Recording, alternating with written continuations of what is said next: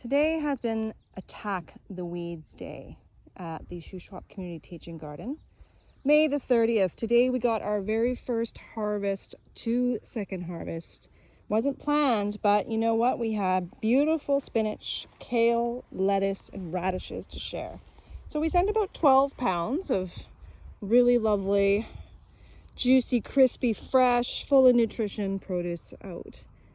And then I had some other goals, but I can't stop. Once I start weeding, I just can't stop. So really thankful to our volunteers who came up today to lend a hand. And yeah, I mean, the weeds have been growing faster than our crops. Some of our crops are doing great. These cabbages here, these were seedlings, so you know, they had a head start. And today I decided to put some of our pest netting on it, but at the same time I'm also seeing like we already had pests in there. So what we're trying to avoid is the cabbage moth on top of some of our cabbages, of course, so that they don't lay their little eggs, which turn into caterpillars that eat all the leaves and poop in the cabbage. Nobody likes that. But yeah, this area back here is meant to be where we're going to plant our winter squash, and it's getting away on us. And what that really means is that it's starting to go to seed. And that is what we don't want. So in your own garden as well, if you can keep up to your weeds before they go to seed, you avoid so many seed heads going into your soil only to regerminate again. Now there's two ways of doing things around here. One is actually leaving the weeds in place. So as you can see here, I mean, these are rows, and this actually does have some potatoes coming up, and I probably won't let, these ones look really spindly. It's probably a little teeny tiny baby potato. So I'm going to pull those out, but this is going to become its own row. And on either side, I can leave these weeds that had channeled so much nutrition from the soil into their leaves that can be put back into the soil. So the question is though, now some of these are going to flower, going to seed. Is that seed ripe and viable? We're right on the verge. So, you know, if it's a weed that has flowered, it's best to put it into the compost. And, you know, our compost sits for a really long time, so we're not as concerned about weed seeds going into our compost. You know, it's there, we're rotating through it. It's about 2 years. It gets pretty hot and we're hoping for the best. Now, greens though that haven't, like especially this bindweed, we really need to get on top of this. And this is this one here. You know, it starts off as this little teeny tiny plant, and then as you can see though, it's a vine, and it will just strangle out our plants. But as you can also see, once you pull one up, it's pretty significant.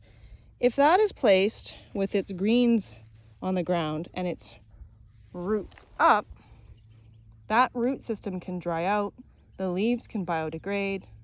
Some plants, some weeds actually will reroot themselves. So things like purslane, which is more of a succulent, that can reroot itself. But you know, the same thing, at the moment it's kind of temporary. And like these ones were already super like bulky when I first did them, and they're already breaking down in the sun and they're going to dry out. And at least it's covering the soil for now until we can get these managed, until we can get strawn. But at the very least, it's not leaving our soil exposed to the sun, to the UV, to dry out and sort of kill the microbiome that is the surface of the soil. Here is the purslane. This is an edible crop. In fact, it's incredibly nutritious. But yeah, it can reroot. So we need to manage this for sure. That section was all like that too, and we've come a long ways just even today, and I see that there's potatoes there as well. So now it's weeded, it's going to get smoothed and hoed, and then I'm going to most likely bring over some topsoil, get the drip lines back in place, and this section is actually going to be our beans this year. This was root crops last year, and so we're going to add nitrogen this year with our bean crops. I weeded out the onions today. So again, you know, I'm using those weeds as you know, one side has the straw because we had it. The other side now has the weeds, and I just sort of advance and progress on the path itself. You can see though here our garlic is getting overrun with weeds as well. And so the call to action today, even if you have 20 minutes can do a lot to these weeds. And we really do want to get our winter squash in. We're going to have a work bee this Sunday. We're going to have a class with Jasmine McMinn from Grow and Change Horticultural Service. At 1 o'clock, we're going to have a class to do with natural pesticides and do-it-yourself fertilizers for plants. And that will be at 1. And so we welcome you to come in advance. And please come and lend us a hand. So you can see we've been working our way from the front to the back. That section over there is getting a sprinkle because it has baby seeds in it. Our germinating carrots and beets and parsnips, and we definitely want to make sure that those stay moist so that they don't die out. We need to get some mulch onto our cucumbers, and that's this straw here. So we need to get that. We have some more planting to do. This was weeded today, that green that you see. If you remember from last year, remember all that celery we let go to seed? That is baby celery. So I'm going to be looking at maybe keeping some of it to grow and seeing if we can just harvest it for celery leaf, because that tastes great in soups and stews too. This is this year's celery, and it seems to be doing okay.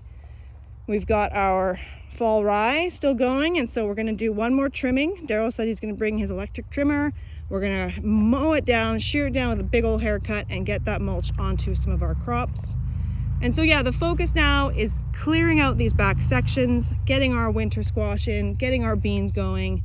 Marie, as you can see, she has been very diligent. Remember, she's here on Thursday evenings if you would like to lend a hand and learn and ask more questions about permaculture.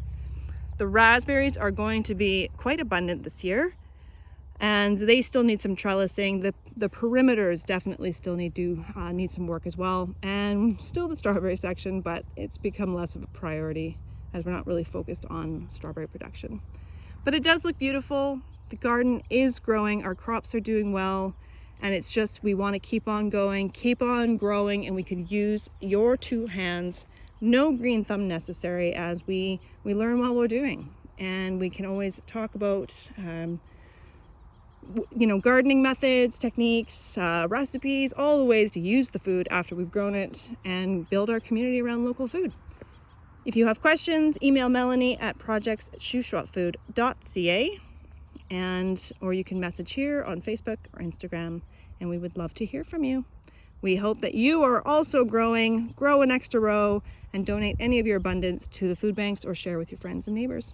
Talk to you soon. Bye.